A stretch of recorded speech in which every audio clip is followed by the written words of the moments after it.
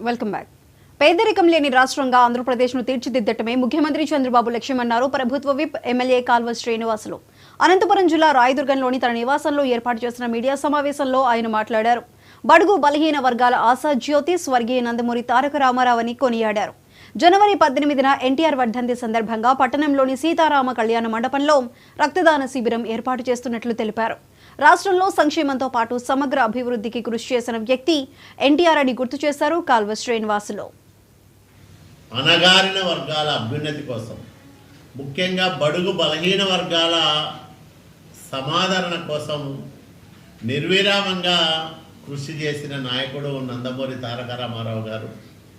ఈ రాష్ట్రంలో అనేక విప్లవాత్మకమైన రాజకీయ నిర్ణయాలకు కారణభూతుడైన, మహిళలకు ఆస్తిలో సమాన హక్కు కల్పించగలిగిన, పేదలకు 2 రూపాయలకే కిలో బియ్యం ఇచ్చి నిరుపేదల కడుపు నింపగలిగిన, అట్లాగే మాండలిక వ్యవస్థ ద్వారా ప్రభుత్వాన్ని నిరుపేద ముంగిట నిలపగలిగిన అది నందమూరి తారక రామారావు గారికే సాధ్యపడింది.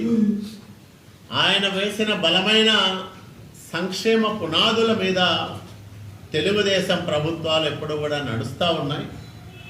ఎన్టీఆర్ తదనంతరం చంద్రబాబు నాయుడు గారి నాయకత్వంలో 1995 నుంచి సంక్షేమానికి అభివృద్ధిని జత చేసి జోడెద్దుల సవారీలాగా ఆంధ్రప్రదేశ్ రాష్ట్రంలో సంక్షేమాన్ని అభివృద్ధిని సమగాటిన ముందుకు తీసుకెళ్ళగలుగుతున్న నాయకుడు నారా చంద్రబాబు నాయుడు గారు. ఆయన నాయకత్వంలో 4వసారి తెలుగుదేశం ప్రభుత్వం ఏర్పాటైంది చంద్రబాబు నాయుడు గారి నాయకత్వంలో. ఇప్పుడు మనం ఎన్డీఏ కూటమి ప్రభుత్వాన్ని నడుపుతూ ఉన్నాం. కూటమి ప్రభుత్వానికి నాయకత్వం వహిస్తున్న చంద్రబాబు నాయుడు గారు గడిచిన 7 నెలల కాలంలో అనేక ప్రజోపయోగ కార్యక్రమాలకు శ్రీకారం చుట్టడంతో పాటు పెట్టుబడిదారులకు మళ్ళా ఒక నమ్మకాన్ని, విశ్వాసాన్ని కల్పించి ఈ రాష్ట్రంలో పెద్ద ఎత్తున పరిశ్రమలు ఏర్పాటు కావడానికి ముమ్మరంగా ప్రయత్నాలు ప్రారంభం చేశారు. నిన్ననే మనం చూసాం, ఆంధ్రప్రదేశ్ రాష్ట్రంలో పేదరికం లేని సమాజాన్ని నిర్మించాలని P4